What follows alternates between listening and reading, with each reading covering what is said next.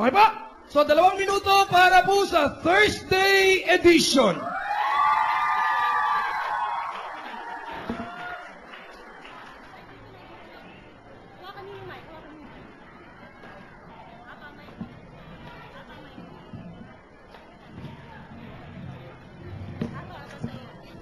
Test mic, test mic. Low. Test mic.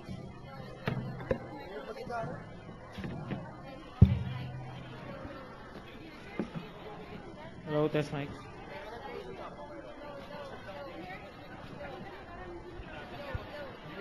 Hello, test mic. Hello. Low test mic. Hello. Hello, mic test. Hello. Magandang umaga mga listeners. Welcome po sa ating programa dito sa 2909 BBC. Binabati ko nga pala ang mga taga BBC Pasay na ngayon ay nasa camp sa Tagaytay Christian Development Center. At nandito nga pala ang aking katabi at ka-vibes na si Miss Erica Mabaza. Maraming salamat, Brother Zion. Unang-una po sa lahat ay binabati ko po ang ating mga listeners na magandang umaga. Talaga namang napakaganda ng aking umaga, Brother Zion.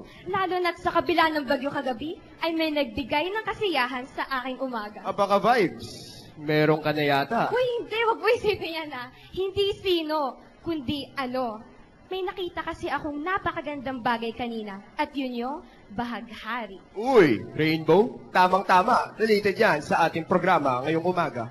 Eka Vibes, alam mo ba kung bakit may bahaghari? May ganun pala? Bakit nga ba? Ihanda po natin ang ating sarili sa ating istorya ngayong umaga sa napinamagatang Ang Bahaghari.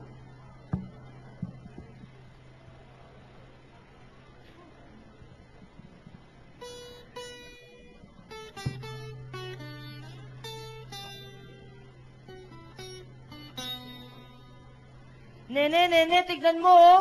Ang ganda na nakikita ko sa langit. Halika, tignan mo. Wow! Oo nga, ang ganda! Totoy, ang tawag dyan ay rainbow.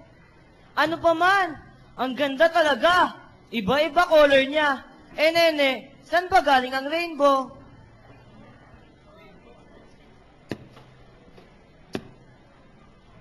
Totoy! Nene! Ano bang ginagawa niyo dyan? Mga pasaway kayo, kanina ko pa kayo hinahanap pa. Eh Lola, kasi po itong si Totoy, tuwang-tuwa sa rainbow. Ang ganda kasi. Tingnan mo Lola, bilis. Oh, sige. Wait lang. Huwag niyo akong hilahin at baka madapa ako. Lola, saan po ba galing ang rainbow? Gusto niyo bang malaman kung saan galing ang rainbow? Opo, Lola, sige po. O siya, sige. Makinig kayong mabuti. Nene, yan na sila. At ikukwento ko ang pinanggalingan ng rainbow. Totoy, wag ka nang maingay. Magsisimula na si Lola. Noong unang panahon, isang lalaki ang inutusan ng Panginoon. Noah, aking anak, gumising ka. Wake up. Lord? Ikaw ba yan?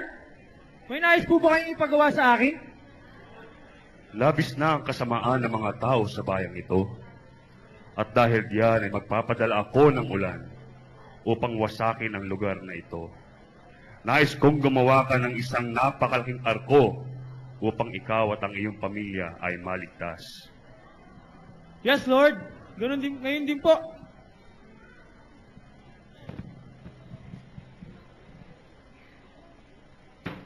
Love, parang tagal mo na yatang ginawa ang arkong ito. Kailan ba ito matatapos? Don't worry, love. Matatapos ko rin ang arkong ito. Masyado ka naman nagmamadali. Just relax. O sige, magpahinga ka muna at uminom ng tubig na to. Tubig lang? Wala bang juice? Ang choosy mo naman. Sige, mamaya mag-grocery ako. Mula umaga hanggang gabi ay patuloy sa paggawa si Noah. At hindi rin siya tumigil na paalalahanan ng mga tao na sila'y magsisi. Hoy, Noah! Anong ginagawa mo? Para saan yan? Ba't ang laki-laki? Bagong bahay ba yan? Ginagawa ko ang arkong inutos ng Diyos sa akin. Dahil may papadalang ulan ng Diyos. Weh, di nga. Ulan? Anong ulan? Nababaliw ka na yata eh.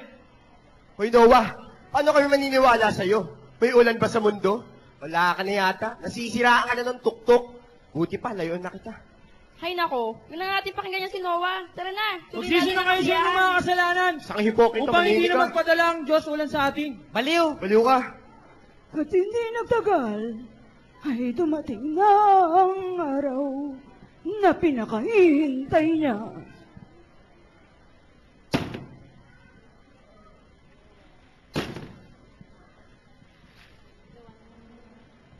Noah, Noah, dumating na ang takdang panahon. Nais kong buksan mo na ang pintuan ng arko. Lord, nauna? Oo, ngayon na. At papasukin mo na ang lahat ng uri ng hayop na aking nilalang, babae at lalaki. Tandaan mo, hindi kasama ang mga bading. At isunod mo na rin ang iyong pamilya at ang pamilya ng iyong mga anak. At pagkatapos ay isasara ko na ang pinto ng arko.